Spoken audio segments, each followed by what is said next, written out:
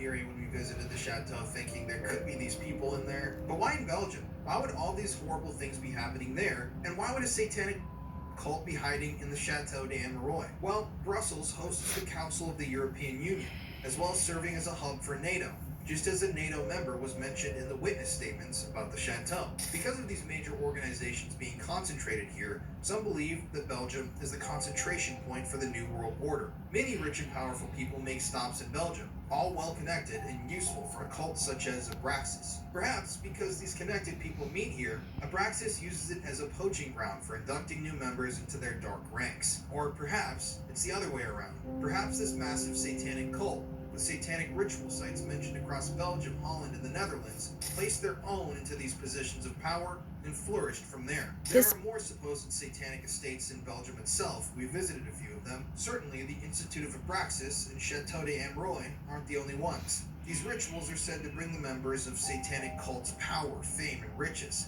These kinds of lures are exactly the type that would lure those seeking power in Europe and world governments in. Such a thing could lure anyone, even if they aren't willing to do what's asked of them. Apparently, one such man exists who saw the inner workings of the cult and said no. His name was Ronald Bernard, a Dutch banker. He's gone on interviews, he was a whistleblower, and he claimed that the world's elite did participate in these satanic rituals, those that involved the abuse of children and torture. But how would he know this? Well, Ronald Bernard was one of the men they asked to attend, and he did.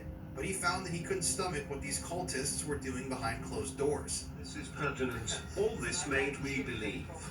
You see, Bernard was a major player at the highest levels of finance, and turned whistleblower for the evil elite after seeing the truth of what they did. He gave information on what the world of the elite did, what he was asked to do, and who they really were, as well as how long this had been occurring for. Ronald Bernard said that he played at a high level for 5 years, but it didn't happen overnight. He had to earn his place amongst the ranks of the world's highest level power brokers. Interestingly, comments made by Regina Louf mirror this admission. She stated in her interview with Panorama that to be introduced into the ring, you had to be asked to join and slowly brought into the fold. She stated that men were started off with girls aged 16 to 17, and that as they were pulled further into the ranks, the ages got even younger as you moved up. And how did Bernard earn his place in the ring? He said that in the financial world, he saw the truth as it really was, instead of only a small portion, because he could connect the dots of information and complete the pictures himself. Because of this unique position, he learned all of the actual truth, as he called it. When asked in what regard, he said that his clients gave him glimpses into how the world worked. He stated that in right here, hindsight, Connie, he didn't know everything, but he did know a lot because his clients were banks who didn't want blood on their hands and needed someone to cover their trail. Within those banks, he said there were always several people who knew damn well what was going on. He said that on average, 1% of a bank knew the truth regarding the happenings within the world because they were involved with the flow of money. He stated that he worked with governments, multinationals, secret services, as well as terrorist organizations. He stated that you get all the groups involved with the big money as clients. After this happens, he says you start to see the connections. In other words, everyone knows a little piece of everything, but only those at the very top know the whole story. But because Bernard was in the middle of it all, he saw and knew everything and how it related to everyone involved. He saw where the money was coming from and where it went, and continued to gain information, and through that, he gained the complete view of everything that was happening in the world. In his position, he said he had to serve and keep everyone happy, everyone in every group, including the terrorist organizations. He later on stated that the secret services of countries were thought of as a body meant to protect the people, their country, etc. But in truth, he stated that these were the criminal organizations hiding behind a mask. But what did he mean by that? He was talking about the fact that these secret services are the ones financing and creating wars, much like the CIA-funded Iran-Contra scandal back in the 1980s. He was talking about the fact that these high-level organizations were the ones creating all the misery in the world. Secret services, he said, would stop at nothing. They needed nothing, but they also had their own flows of money. He said that they were trading in drugs and weapons, as well as in people, and that all that money had to go somewhere. Everything in this world has to be financed. He said that every government in the world was engaging in this activity, everywhere, no matter how clean and high-standing the country looked. He said the entire world as we know is only an illusion, that we all collectively believe it. He went with all of it for a time, but then all those horrible things began to eat at him. Bernard had seen the true horrors because of his complacency. In the interview, the host asked Bernard to tell her the worst thing he had seen, the tipping point that made him decide to speak out. In response, Bernard stated, "That was the beginning of the end. You get so deep in these circles. You sign a lifetime contract, not with blood or anything, to never disclose the names of companies, organizations, or people. I think that's why I'm still alive." To put it carefully, most of these people followed a not very mainstream religion. So you have Catholics, Protestants, all sorts of religions. These people, most of them, were Luciferians.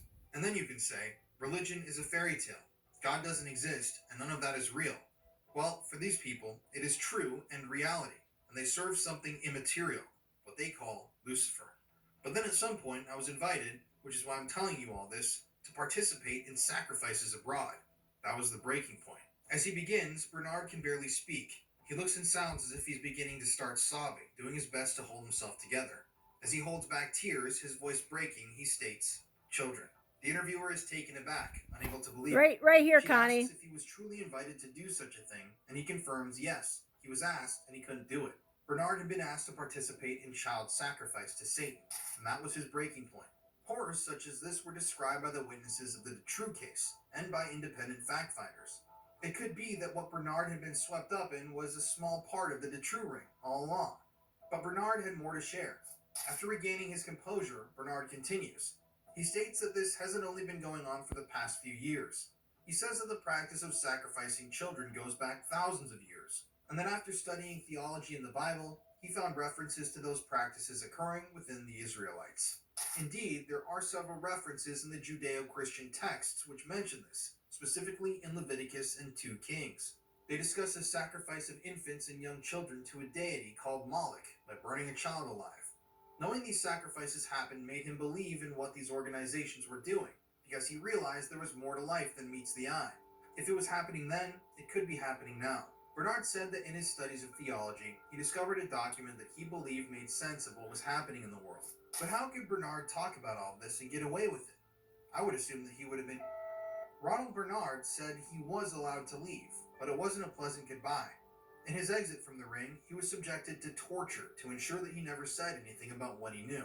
He said that certain types of torture were inflicted to ensure his silence, almost as a method of mind control. Yet, Ronald Bernard revealed all of this and seemingly managed to get away with it. Ronald Bernard wasn't specifically talking about the Dutroux scandal, but as a Dutch banker, he certainly had to have knowledge about it. Many claim that Ronald wasn't only talking about satanic bankers, but a much larger organization, one that's also been linked to the Chateau d'Amereuil. Many believe that Bernard was silenced for speaking out about the Illuminati.